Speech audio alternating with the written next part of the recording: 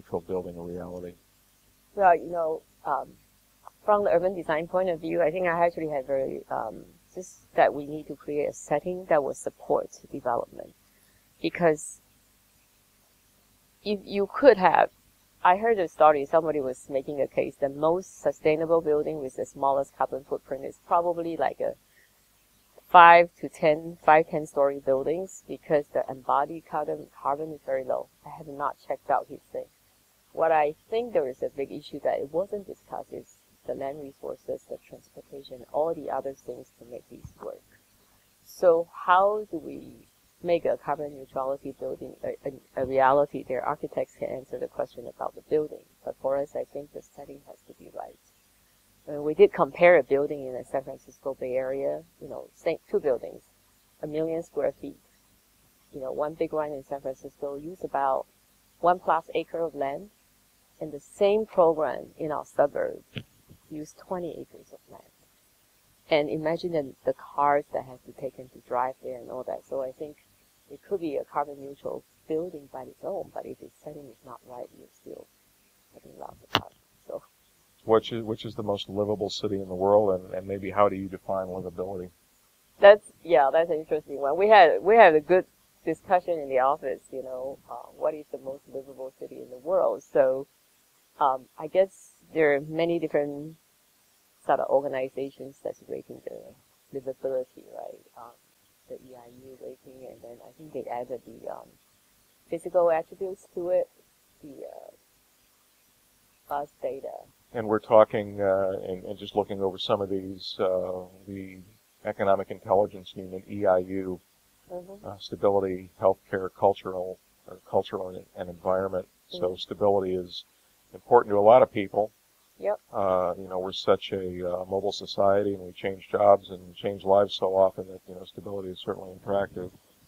And some of the other first place votes here were for safety and crime, which is also a major concern in urban areas. Safety in Mercer's Quality of Living Survey, once again, followed by education. Walk score, amenities are first. Right. Buzz data, spatial aspects, and getting around, as is illustrated here in Shanghai, getting around on foot can be a problem.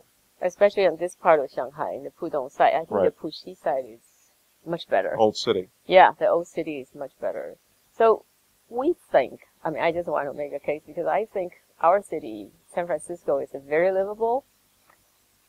But how these ratings work, and I also want to put a screen because as architects and urban designers, there are a lot of things we couldn't do. The political stability, the climate, they're given. But how could we make a more livable city? So if I'm looking at things that we could do as planners and designers, and because some of these rating systems, they're for companies to do relocation, or they're trying to make assessment how much compensation the employee coming here, to compensate for the quality of life. So we like to argue that some of this is something that's not really of interest in terms of creating a livable city. There are so many things we can do.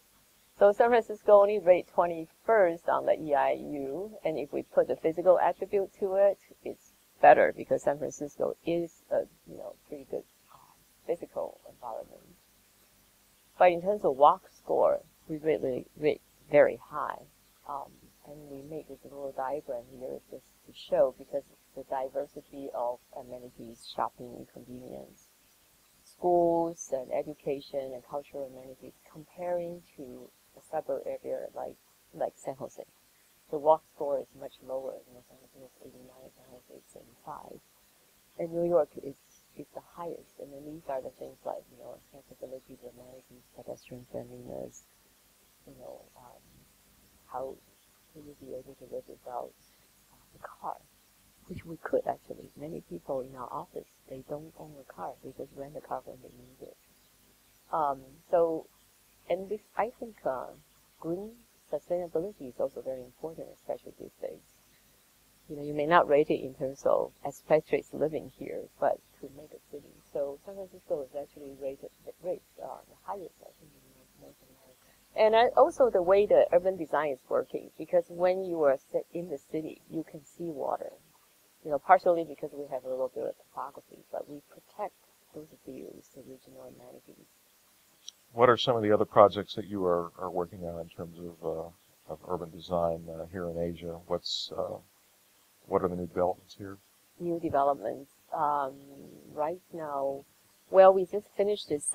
Actually, the project was approved a very large area in Guangzhou, how to redevelop one of the beginning of the China's industrial land along the Pearl River, and then they will industrial and kind of small kind of, how do you call it, village industry area to do the redevelopment. So it was a very interesting one because we managed to bring the integrated approach there. The client is actually very open to the idea. So we have land planners, we have ecological experts, we have industrial remediation experts, transportation, landscape architect. Everybody think about how do you optimize the place to create a sustainable community, and you put it together and shape it. So that's kind of a very interesting, exciting thing. You mentioned the problem of urban areas reaching out towards each other, the megalopolis, yeah. Which of course has happened in the United States. It's eventually going to start happening here.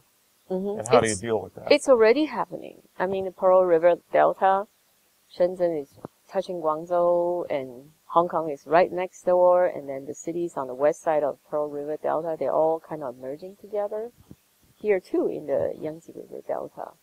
So I think in that kind of plan, the Chinese government has done something really good. Is the last round they made a lot of investment in infrastructure, particularly in transit and high-speed rail. That is really the right way to help. So what they need to do is focus development more on these transit accessible areas, because sometimes the transit may be a little ahead of all the development. And the other thing is, how do you plan open space strategically? Because otherwise you just have the Chinese saying is the big pancake of development. So how do you allow the green to remain green and not to be used by special interest groups to provide amenities, but also provide a definition to each district of areas, sort of define some edges so you'll move from one area to the next, even though they're kind of in a larger tapestry kind of contiguous. I think those two are very important. I want to thank you for dropping by and seeing us here in Shanghai. Ellen Lou with SOM in San Francisco. A great conversation. Thank you. Okay, thank you.